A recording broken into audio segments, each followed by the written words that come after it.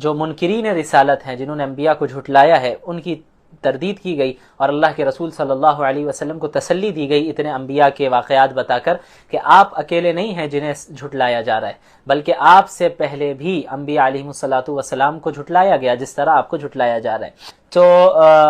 یہ جو تھے، ایک اعتراض مشرکین مکہ یہ بھی کرتے تھے کہ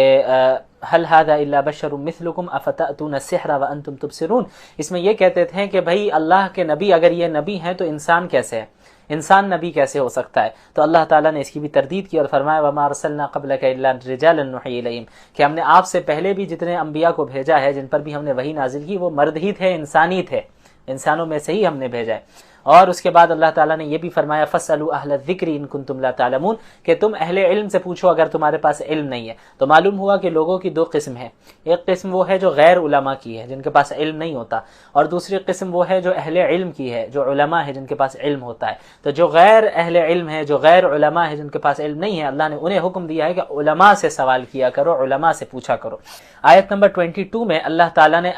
اپنے واحد ہونے کی، ایک خدا ہونے کی عقلی دلیل دی ہے اور فرمایا لو کان فیہما آلہۃ الا اللہ لفسدتا، کہ اگر اس زمین و آسمان میں اللہ کے سوا یا اللہ کے ساتھ اور بھی کوئی خدا ہوتا، اس زمین و آسمان میں اللہ رب العالمین کے ساتھ اور بھی کوئی خدا ہوتا، یعنی اگر ایک سے زائد خدا ہوتے، لفسدتا، تو یہ زمین و آسمان کا پورا سسٹم درہم برہم ہو جاتا۔ ظاہر ہے ایک خدا چاہتا کہ اس طریقے سے ہو، دوسرا چاہتا کہ دوسرے طریقے سے ہو، تیسرا چاہتا تیسرے طریقے سے ہو، تو خداؤں کی ہی درمیان ایسی لڑائی ہو جاتی کہ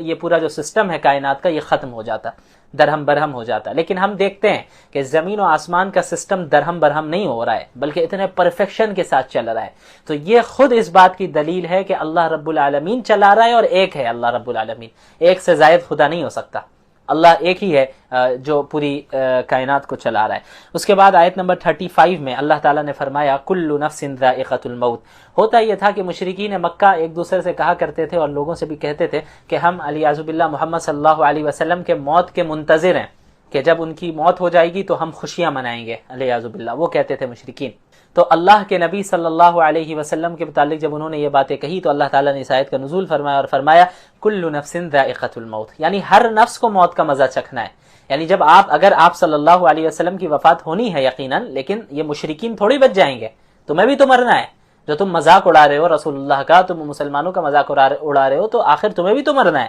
وَنَبْلُوكُمْ بِالشَّرِّ وَالْخَيْرِ فِتْنَةً، اور ہم خیر اور شر سے تمہیں آزمائیں گے۔ وَإِلَيْنَا تُرْجَعُونَ، اور تمہیں ہماری طرف لوٹ کر واپس آنا ہے۔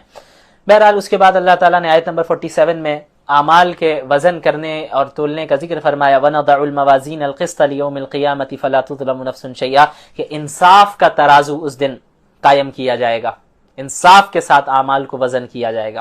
اور اس دن کسی بھی جان پر ظلم نہیں کیا جائے گا، جس نے جتنا جو کیا ہے اس کے مطابق اس کو جزا و سزا ملنی ہے، ایکسٹرا کسی کو سزا نہیں دی جائے گی، کسی پہ ظلم نہیں ہوگا۔ اس کے بعد آیت نمبر 51 سے اللہ تعالیٰ نے حضرت ابراہیم علیہ السلام کا قصہ بیان کیا۔ آپ صلی اللہ علیہ حضرت ابراہیم علیہ السلام کو اللہ تعالیٰ نے کس طرح ہدایت دی، اور وہ اللہ کی ہدایت اور رشد پر قائم تھے، اور اپنی قوم جو کہ بت پرست قوم تھی اس کو انہوں نے توحید کی دعوت دی، اپنے باپ کو توحید کی دعوت دی، لیکن ان کے باپ جو تھے حضرت ابراہیم کے آزر، وہ بتوں کو بنایا کرتے تھے اور بتوں کو بیچا کرتے تھے۔ تو حضرت ابراہیم علیہ السلام نے اپنی قوم کو بھی دعوت دی، اپنے والد کو بھی دعوت دی، لیکن سب نے ان کی دعوت کو ریجیکٹ کیا۔ ایک دن یہ ہوا کہ حضرت ابراہیم علیہ السلام کی جو قوم تھی، وہ ان کی کوئی عید تھی، تو اپنے میلے میں وہ لوگ سارے چلے گئے۔ حضرت ابراہیم سے بھی کہا چلنے کے لیے، لیکن یہ نہیں گئے۔ تو جب پوری قوم چلی گئی میلے میں، تو حضرت ابراہیم بت خانے میں داخل ہوتے ہیں، اور جتنے بت ہوتے ہیں سب کو توڑ کر وہ کلہاڑی جو ان بتوں میں جو سب سے بڑا ہوتا ہے اس کے کندھے پر رکھ دیتے ہیں اور چلے جاتے ہیں۔ وہاں سے پوری قوم آتی ہے۔ اچھا میں یہاں پہ یہ بتا دوں آپ کو کہ یہ پیغام، یہ جو میں بتا رہا ہوں، اس واقعے کو بتانے کا ہرگز یہ مقصد نہیں ہے کہ مسلمان بھی یہ کام کرنے لگ جائے کہ مندروں میں داخل ہو کے بتوں کو توڑے، نہیں، یہ شرعاً جائز نہیں ہے کہ آپ کسی بھی عبادت گاہ کو نقصان پہنچائے، خصوصاً ایسی جگہ پر جہاں پر آپ کا غیر مسلموں کے ساتھ معاہدہ ہے۔ جیسے کہ ہم اس ملک میں رہتے ہیں تو ہمارا یہاں پہ معاہدہ ہے کہ ہر مذہب کے لوگ ہوں گے، سب کو ایکول رائٹس ملنا ہے اور کوئی کسی کو تکلیف نہیں پہنچائے گا، تو معاہدے کی خلاف ورزی کرنا یہ بالکل شرعاً جائز نہیں ہے۔ یہاں تک کہ صحابہ کرام بھی جب نئی نئی جگہوں کی وہ انہیں فتوحات حاصل ہوتی تھی تو ان جگہوں پہ جاتے ہی وہ دوسروں کی عبادت گاہوں کو نہیں توڑتے تھے، بلکہ وہ غیر مسلمین بھی جو کہ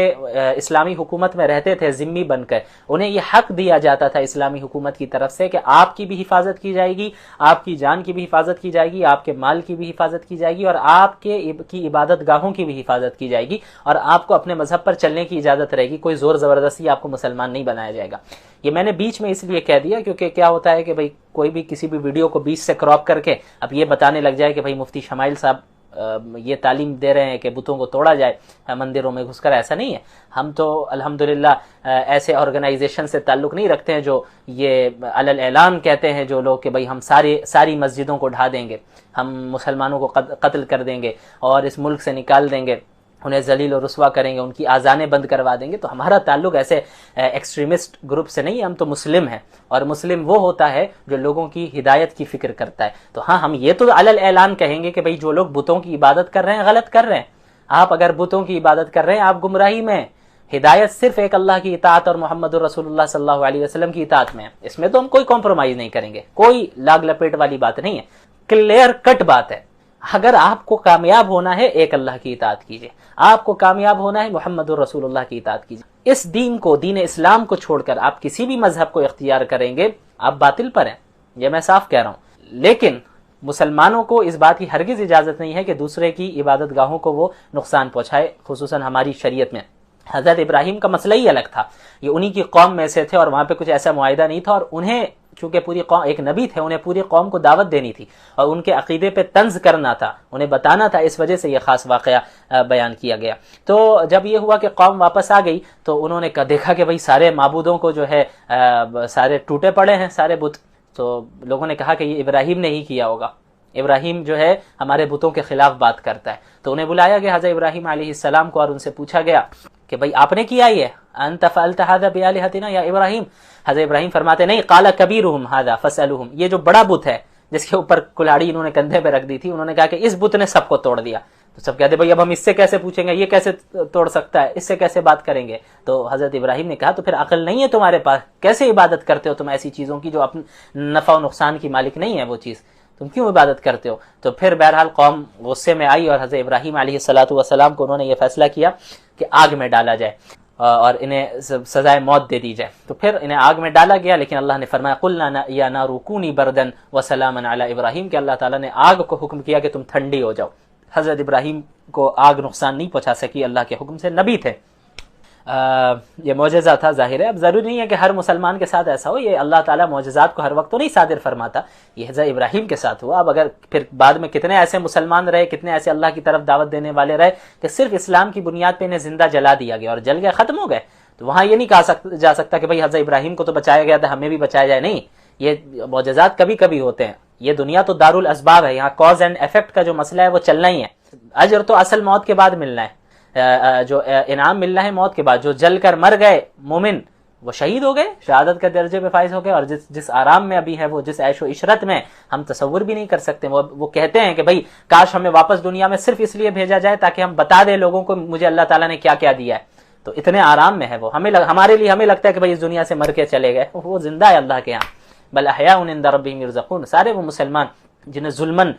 قتل کیا جاتا ہے، چاہے ہندوستان میں ہو، فلسطین میں ہو، کہیں بھی ہو، جن کو قتل کیا جا رہا ہے اس بنیاد پہ مارا جا رہا ہے کہ وہ مسلمان ہیں، انہیں خوشخبری ہو، آپ سب کو خوشخبری ہو جو اللہ کے راستے میں تکلیف جھیل رہے ہیں، آپ کے لیے اللہ نے وہ اجر رکھا ہے جو ہر ایک کو نہیں ملنا ہے۔ بہرحال حضرت ابراہیم کو اللہ تعالیٰ نے محفوظ رکھا، اور اس کے بعد پھر آیت نمبر 78 میں حضرت داؤد اور حضرت اسماعیل علیہ السلام کا ذکر ہے۔ حضرت داؤد بھی نبی ہیں، حضرت اسماعیل بھی نبی ہیں۔ حضرت داؤد باپ ہیں حضرت سلیمان، حضرت داؤد اور حضرت سلیمان، حضرت داؤد بھی نبی ہیں، حضرت سلیمان بھی نبی ہیں، اور حضرت داؤد علیہ السلام باپ ہیں اور حضرت سلیمان بیٹے ہیں ان کے۔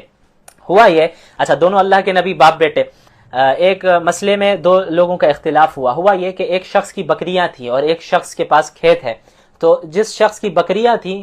اس کی بکریوں نے اس دوسرے شخص کے کھیت کو کھا لیا، تو اب دونوں میں لڑائی ہو گئی۔ اب دونوں پہنچے حضرت داؤد علیہ السلام کے پاس کہ بھئی آپ فیصلہ فرما دے۔ تو حضرت داؤد علیہ السلام نے یہ فیصلہ کیا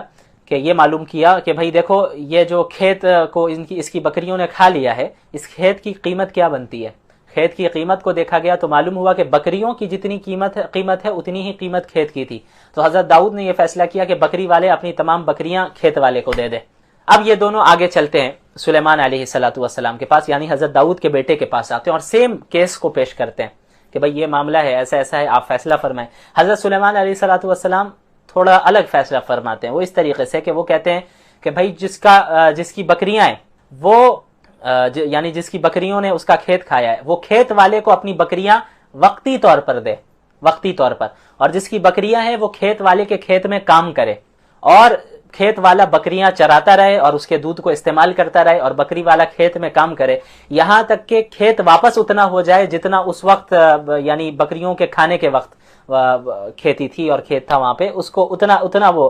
جب ہو جائے واپس تو اس کے بعد جو ہے اپنی بکریاں وہ واپس لے لے اور اس کو اپنا یہ جو ہے کھیت اس کو واپس کر دیں. تو بہرحال یہ دو الگ الگ فیصلے تھے. تو اللہ تعالیٰ نے نہ حضرت داؤد کی تردید فرمائی اور نہ حضرت سلیمان کی تردید فرمائی. کیوں؟ کیونکہ ایک ایسا مسئلہ تھا جس میں اللہ کی طرف سے کوئی صریح نص یا آیت نازل نہیں ہوئی تھی کہ ایسے ہی فیصلہ کرنا ہوگا. یہ ایک اجتہادی مسئلہ تھا. حضرت داؤد نے اجتہاد کیا اور ایک فیصلہ کیا، حضرت سلیمان نے ایک اجتہاد کیا اور ایک فیصلہ کیا. تو اللہ تعالیٰ نے حضرت داؤد کے بھی فیصلے کو غلط نہیں کہا اور حضرت سلیمان کے فیصلے کو بھی غلط نہیں کہا، بلکہ اتنا کہہ دیا فَفَهَمْنَاهَا سلیمان، کہ ہم نے سلیمان علیہ السلام کو اس مسئلے میں زیادہ سمجھ دی. یعنی حضرت سلیمان علیہ السلام کے فیصلے کو اللہ تعالیٰ نے پسند فرمایا کہ یہ زیادہ صحیح ہے، لیکن حضرت داؤد کے فیصلے کو غلط نہیں کہا کیونکہ اجتہادی مسئلہ ہے. اسی طرح معلوم ہوا کہ ایسے مسائل جس میں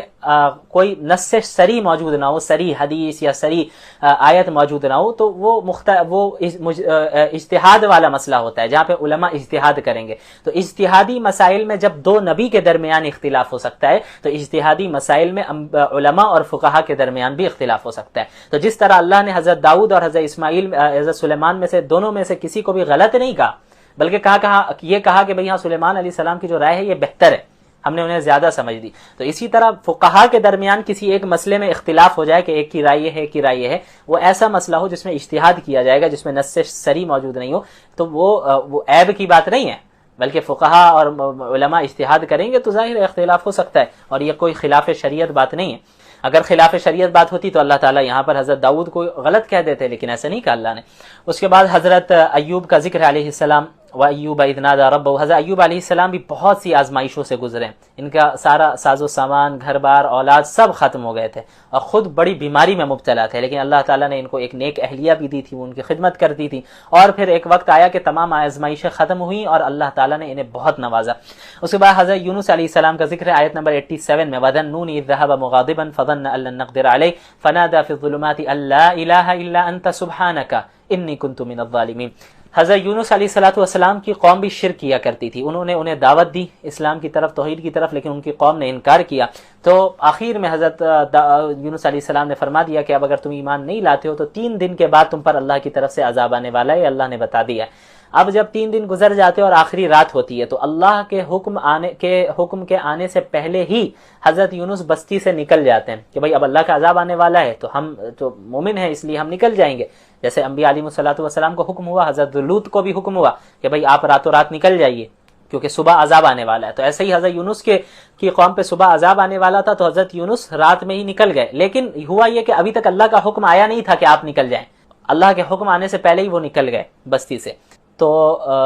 قوم نے بہرحال پھر توبہ کر لی تھی، ان پہ عذاب نہیں آیا تھا حضرت یونس کی قوم پر. لیکن اللہ تعالیٰ کو یہ بات پسند نہیں آئی کہ حضرت یونس نے بغیر حکم آنے سے پہلے ہی، یعنی حکم آنے سے پہلے ہی وہ بستی سے نکل گئے. اللہ کو یہ بات پسند نہیں آئی. یہ کوئی گناہ کا کام انہوں نے نہیں کیا تھا، انہوں نے اپنے اجتہاد سے کیا تھا، ٹھیک ہے، اجتہاد سے. تو بہرحال نکل گئے. تو انبیاء علیہ السلام کی شان چونکہ بہت بلند ہوتی ہے تو اللہ تعالیٰ چاہتے ہیں کہ انبیاء سے کوئی ایسا کام بھی نہ ہو جو خلاف اولا ہو. تو مقام انبیاء کا بہت اونچا ہے. تو وہ وہاں سے نکل گئے. پھر اللہ تعالیٰ نے عتاب نازل کیا اور وہ پھر سمندر میں انہیں ڈالا گیا اور پھر وہ مچھلی نے کئی دنوں تک جو ہے انہیں نگل لیا اور مچھلی کے پیٹ میں کئی دنوں تک رہے اور تسبیح پڑھتے رہے، دعا مانگتے رہے، لا الہ الا انت سبحانک انی کنت من الظالمین، کہ اے اللہ تیرے سوا کوئی خدا نہیں ہے، آپ کی ذات پاک ہے اور میں ہی ظالموں میں سے تھا، میں ہی غلط کرنے والوں میں سے تھا، میں نے ہی غلطی کی، میں نے ہی ظلم کیا. یہ دعا مانگتے رہے کہ اللہ تعالیٰ نے آخر میں ان کی دعا قبول فرمائی اور پھر مچھلی نے آپ کو باہر نکال کر کنارے میں رکھ دیا. تو بہرحال اس کے بعد آیت نمبر 98 میں اللہ تعالیٰ نے فرمایا انکم وما تعبدون من دون اللہ حسب جہنم، کہ اے مشرکین تم بھی اور جن کی تم عبادت کرتے ہو وہ سب جہنم میں جائیں گے۔ لیکن یہاں پہ ایک اعتراض ہو سکتا ہے کہ بھائی اگر بعض لوگ حضرت عیسیٰ کی عبادت کرتے ہیں، نیک لوگوں کی عبادت کرتے ہیں، تو نیک لوگ بھی جہنم میں جائیں گے؟ نہیں، ایسا نہیں ہوگا۔ اللہ نے آگے فرما دیا ان الذین سبقت لهم من الحسنى اولئک عنها مبعدون، کہ جو جن کے بارے میں اچھا انجام اللہ نے مقدر کر دیا، جو نیک لوگ ہیں، اچھے ہیں، وہ جہنم سے دور رہیں گے۔ ہاں، وہ جنہیں خدا بنایا گیا اور وہ بھی خدا بنواتے تھے اور خود مشرک تھے، وہ بھی جہنم میں رہیں گے اور ایندھن رہیں گے جہنم کی۔ اس کے بعد پھر رحمت للعالمین کا ذکر ہے، وما ارسلناک الا رحمۃ للعالمین، آیت نمبر 107۔ اس آیت میں اللہ کے نبی صلی اللہ علیہ وسلم کو بتایا گیا کہ آپ کو تمام عالمین کے لیے رحمت بنایا گیا، یعنی عالم انس ہو، انسانوں کے بھی نبی ہیں، جنوں کے بھی، عالم جمادات ہو، تمام عالم،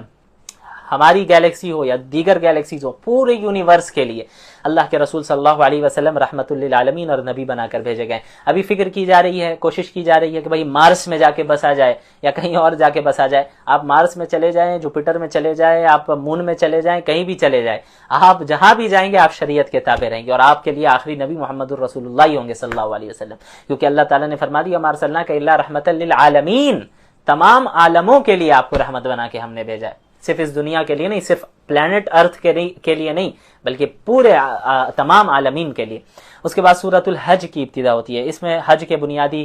ارکان اور احکامات بیان کیے گئے ہیں، اس لیے سورت کو سورہ حج کہتے ہیں۔ اس سورت کی ابتدا ہوتی ہے قیامت کی ہولناکی کے ذکر سے، یا ایھا الناس اتقوا ربکم ان زلزلۃ الساعۃ شیء عظیم، کہ اے لوگو اللہ سے ڈرو، اپنے رب سے ڈرو، قیامت کا جو زلزلہ ہوگا وہ بہت سخت ہونے والا ہے۔ اور اللہ نے فرمایا یوم تذہل کل مرضعۃ عما ارضعت، کہ اس دن جب قیامت کا زلزلہ آئے گا اور قیامت آ رہی ہوگی تو پھر ہر وہ عورت جو اپنے بچے کو دودھ پلا رہی ہوگی وہ اپنے بچے کو پھینک دے گی، بھول جائے گی، اور جو حاملہ عورت ہوگی وہ اپنے حمل کو ساقط کر بیٹھے گی، اور لوگوں کو دیکھ کے لگے گا کہ سب نشے میں ہیں، سب ایک دوسرے سے ٹکرا رہے ہیں اس زلزلے سے اور پھر اس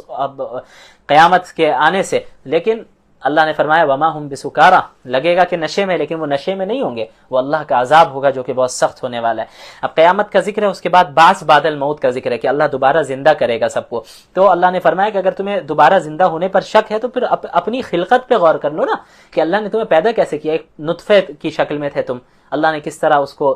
تبدیل کیا اور ایک مرحلے میں گزارا، اور پھر اس کے بعد تمہیں انسانی ڈھانچہ دیا، پھر انسان بنے، بچے رہے، پھر کیسے کیسے جوان ہوئے۔ تو جو اللہ اس بہترین پروسیس کے ساتھ تمہیں ایک انسان بنا دے رہا ہے، وہ اللہ اس انسان کو مارنے کے بعد دوبارہ زندہ نہیں کر سکتا، یہ کیسی حماقت والی بات ہے۔ اس کے بعد اللہ تعالیٰ نے یہ بھی ذکر فرمایا وَمِنَ النَّاسِ مَن يَعْبُدُ اللَّهَ عَلَى حَرْفٍ، اللہ کے نبی صلی اللہ علیہ وسلم جب مدینے میں آ گئے تو بعض لوگوں نے صرف اس لیے اسلام قبول کیا تھا کہ دنیاوی فائدہ حاصل ہو سکے، تو اللہ نے ان کی تردید کی۔ اچھا، پھر جب دنیاوی فائدہ زیادہ حاصل نہیں ہوا تو اسلام سے پھر گئے وہ منافقین اور جو بھی کفار تھے، تو اللہ نے فرمایا کہ بھئی یہ ایسے لوگ ہیں جنہوں نے اپنے دنیا کو بھی ضائع کی اور آخرت کو بھی یہ ضائع کر بیٹھے۔ اس کے بعد حضرت ابراہیم علیہ السلام کا ذکر ہے کہ کعبے کی تعمیر کا حکم دیا گیا۔ حضرت آدم نے جو تعمیر کی تھی، دیکھیں کعبۃ اللہ کی جو سب سے پہلی تعمیر ہوئی تھی وہ حضرت آدم نے کی تھی، یہ سب سے پہلا گھر ہے کعبۃ اللہ، اللہ کی عبادت گاہ کے طور پر۔ تو حضرت آدم نے جو تعمیر کی تھی وہ عمارت ڈہ گئی تھی، ختم ہو گئی تھی، تو اللہ تعالیٰ نے حضرت ابراہیم کو وہ جگہ بتا دی تھی کہ یہ ہے وہ بنیاد جہاں پر آپ کو دوبارہ کعبے کی تعمیر کرنی ہے، جہاں پہ حضرت آدم نے پہلے کی تھی۔ تو حضرت ابراہیم علیہ السلام نے کعبے کی تعمیر کی حضرت اسماعیل علیہ السلام کی مدد سے، اور پھر جب کعبے کی تعمیر مکمل ہو گئی تو اس کے بعد اللہ نے حکم دیا وَأَذِّن فِي النَّاسِ بِالْحَجِّ، کہ اب آپ لوگوں میں حج کا اعلان کر دیں۔ تو پھر حضرت ابراہیم نے مقام ابراہیم پر پتھر پر کھڑے ہو کر اعلان کیا کہ لوگوں اب حج کی طرف آ جاؤ، حج کرنے کے لیے آؤ، تو وہاں سے پھر حج کا سلسلہ شروع ہوا ہے جو آج تک جاری ہے۔ اس کے بعد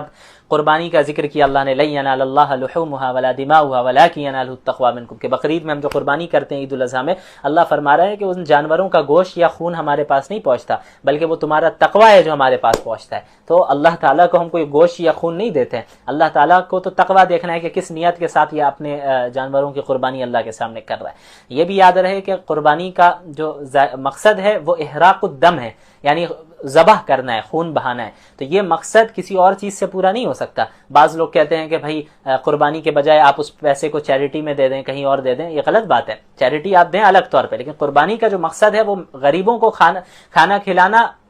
اولین مقصد نہیں ہے، یعنی یہ سیکنڈری چیز ہے کہ غریبوں کو کھانا کھلایا جائے، غریبوں کے گھروں میں گوشت پہنچے، یہ بھی مقصد ہے لیکن سیکنڈری مقاصد ہے۔ جو مقصد اول ہے وہ ہے ذبح کرنا،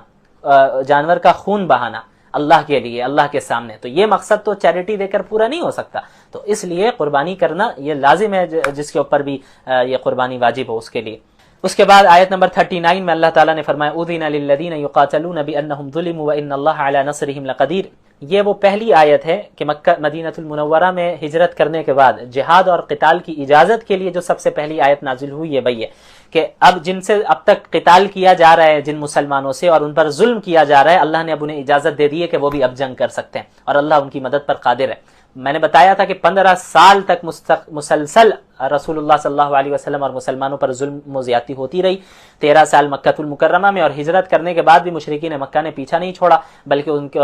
مدینہ میں بھی تکلیف پہنچاتے تھے، اور پھر 15 سال کے بعد اب یہ اجازت مل گئی کہ ٹھیک ہے اب جو مظلوم ہیں ان کو اب لڑ کر اپنے رائٹس کو لینے کی اجازت انہیں مل گئی ہے، وہ لڑ سکتے ہیں ان کے مقابلے میں جو آپ سے لڑنے آ رہے ہیں۔ آیت نمبر 41 میں اللہ نے اسلامی ریاست کے اغراض اور مقاصد بتائے کہ اب ظاہر ہے اب جب قتال ہوگا، جہاد ہوگا، ظلم کے خلاف آواز اٹھائی جائے گی اور ظالموں سے لڑا جائے گا تو اللہ تعالیٰ فتوحات دے گا، تو اب اسلامی حکومت قائم ہوگی۔ تو اللہ نے فرمایا الذین ان مکناہم فی الارض اقاموا الصلاۃ وآتوا الزکاۃ وامروا بالمعروف ونہوا عن المنکر وللہ عاقبۃ الامور۔ یہاں پہ 4 مقاصد بیان کیے کہ جنہیں ہم اس زمین میں اقتدار دے دیتے ہیں، حکومت دے دیتے ہیں مسلمانوں میں سے جو ایمان لے آئے ہیں، وہ ہیں جو نماز کی پابندی کرواتے ہیں پورے ملک میں، نظام کی زکوٰۃ کے نظام کو قائم کرتے ہیں، نیکی کے کاموں کا حکم دلواتے ہیں اور گناہوں سے روکتے ہیں۔ اس کے بعد اللہ کے رسول صلی اللہ علیہ وسلم کو تسلی دی گئی کہ آپ کو جو انکار کرتے ہیں آپ پریشان نہ ہوں، آپ دعوت کا کام کرتے رہیں۔ آپ سے پہلے بھی انبیاء علیہ السلام کو جھٹلایا گیا اور انہیں جو ہے طرح طرح کی تکلیفیں پہنچائی گئیں۔ آپ پر جو اعتراضات کرتے ہیں، جو ڈاؤٹس اسلام پہ رکھتے ہیں، شبہات اور اعتراضات ہوتے ہیں، آپ ان سے بالکل نہ گھبرائیں۔ پچھلے انبیاء کے ساتھ بھی یہ ہوا، اللہ تعالیٰ انہیں ختم فرمائے گا۔ آیت نمبر 73 میں معبودان باطلہ کی ایک بہترین مثال دی گئی ہے۔ یا ایھا الناس، تمام انسانوں کو یہ خطاب کیا اللہ نے، چاہے مسلم ہو، ہندو ہو، کرسچن ہو، سکھ ہو، یہودی ہو، کہ کہیں سے بھی تعلق رکھتے ہو، کسی بھی مذہب سے تعلق رکھتے ہو، سب سے اللہ تعالیٰ نے یہ خطاب کیا۔ کیا؟ یا ایھا الناس، اے انسانوں، ضرب مثل فاستمعوا لہ، ایک مثال دی جا رہی ہے، اسے غور سے سن لو۔ ان الذین تدعون من دون اللہ، جن لوگوں کی تم اللہ کے سوا جن لوگوں کی تم عبادت کرتے ہو، یعنی جن بتوں کو تم پوجتے ہو، جن کی عبادت کرتے ہو، جن آئیڈلز کو پوجتے ہو، ان الذین تدعون من دون اللہ، اللہ کے سوا تم جن چیزوں کی بھی عبادت کرتے ہو، پکارتے ہو، لن یخلقوا ذبابا، ان سب نے مل کر بھی ایک مکھی تک پیدا نہیں کی ہے، ولو اجتمعوا لہ، اور نہیں کر پائیں گے، یعنی وہ سب مل کر بھی ایک ساتھ جمع ہو کر بھی ایک مکھی تک پیدا نہیں کر سکیں گے۔ اب جتنے آئیڈلز ہیں، جتنے بت ہیں پوری دنیا میں، سارے بتوں کو ایک جگہ جمع کر لو جن کی عبادت کی جاتی ہے، اور کہا جائے کہ ایک مکھی بتا دو، تو ایک مکھی تک نہیں بنا سکتے وہ۔ اللہ نے اتنی کائنات کو، پوری کائنات کو بنایا، تمام مخلوقات کو پیدا کیا۔ وَإِن يَسْلُبْهُمُ الذُّبَابُ شَيْئًا، اور مکھی پیدا کرنا تو دور کی بات، اگر وہ مکھی ان بتوں کے سامنے سے اور ان خداؤں کے سامنے سے کوئی چیز اٹھا کر لے جائے، لَا يَسْتَنْقِذُوهُ مِنْهُ، تو وہ اس مکھی سے وہ چیز واپس بھی نہیں لے سکتے۔ مکھی بنانا تو دور کی بات، مکھی اگر کوئی چیز سامنے سے اٹھا کر لے جائے تو وہ جو معبودان باطلہ ہیں وہ تو مکھی سے اس چیز کو واپس بھی نہیں لے سکتے۔ ضعف الطالب والمطلوب، کیا ہی کمزور ہیں جو دعا مانگ رہے ہیں ان بتوں سے، وہ بھی کمزور ہے، اور جن سے دعا مانگی جا رہی ہے وہ بھی کتنے کمزور ہیں۔ تو اللہ تعالیٰ ہی کی وہ ذات ہے جس نے پوری کائنات کو بنایا اور قادر مطلق ہے، اور وہی وہ ذات ہے جن کی عبادت کرنی ہوگی۔ اس کے بعد آیت 78 میں اللہ نے فرمایا وما جعل علیکم فی الدین من حرج، اللہ تعالیٰ نے اس دین میں کوئی حرج نہیں رکھا ہے، یعنی اللہ کا یہ دین بہت آسان ہے، عمل کرنے والے آسانی سے عمل کریں گے۔ ہاں، اس آسانی کا ہرگز یہ مطلب نہیں ہے کہ ذرہ برابر بھی تکلیف نہیں ہوگی، کوئی مشقت نہیں آئے گی، نہیں۔ آسانی کا مطلب یہ ہے کہ اللہ نے اس دین میں کوئی ایسا حکم نہیں دیا ہے جو کہ انسان کی طاقت اور قدرت سے باہر ہو، جو انسان کر ہی نہیں سکتا، امپاسبل ہو۔ اللہ نے ایسا کوئی حکم نہیں دیا۔ ہاں، اعمال کو کرنے میں تھوڑی بہت مشقت تو آئے گی، فجر میں اٹھنے میں دشواری ہوگی، مال خرچ کرنے میں مشقت آئے گی، اور دیگر چیزوں میں مشقت آئے گی، تو مشقت پر ہی تو اجر ملنا ہے۔ بغیر مشقت کے دن ہو، ایک بھی مشقت نہ ہو ذرہ برابر بھی، تو ایسا تو پاسبل نہیں ہے۔ مشقتوں کی بنیاد پہ ہی اجر ملنا ہے۔ ہاں، لیکن یہ دین عمل کرنے والوں کے لیے بہت آسان ہو جاتا ہے، اور یہ آسان ہے۔ اس کے بعد آیت نمبر 78 میں اللہ نے فرمایا، اللہ کے رسول صلی اللہ علیہ وسلم اور اللہ کے رسول کی اس امت کی فضیلت بیان کی ہے لیکون الرسول شہیدا علیکم وتکونوا شہداء علی الناس فاقیموا الصلاۃ. قیامت کے دن سابقہ انبیاء علیہم الصلاۃ والسلام کی قوموں کو جب بلایا جائے گا تو پچھلی قومیں اپنے انبیاء کے متعلق جھوٹی گواہی دیں گی کہ یا اللہ انہوں نے ہم تک پیغام نہیں پہنچایا. تو اس امت کو محمد رسول اللہ صلی اللہ علیہ وسلم کو اور ان کی امت کو گواہ کے طور پر لایا جائے گا، اور یہ امت محمدیہ پچھلے انبیاء کے حق میں گواہی دے گی کہ یہ قومیں جھوٹ بول رہی ہیں، یہ کفار جھوٹ بول رہے ہیں، انبیاء نے اپنی رسالت کا حق ادا کیا، اپنی نبوت کا حق ادا کیا. تو یہ فضیلت ہے امت مسلمہ کی، تمام انسانوں پر انہیں جو ہے گواہ بنایا جائے گا. تو جب یہ فضیلت ہمیں دی گئی ہے تو اس فضیلت کو برقرار رکھنے کے لیے اللہ نے فرما دیا فَأَقِيمُوا الصَّلَاةَ وَآتُوا الزَّكَاةَ وَاعْتَصِمُوا بِاللَّهِ، کہ نماز قائم کرو، زکوٰۃ ادا کرتے رہو، نماز قائم کرتے رہو، اور اللہ کو تھامے رکھو، اللہ کے دین کو تھامے رکھو.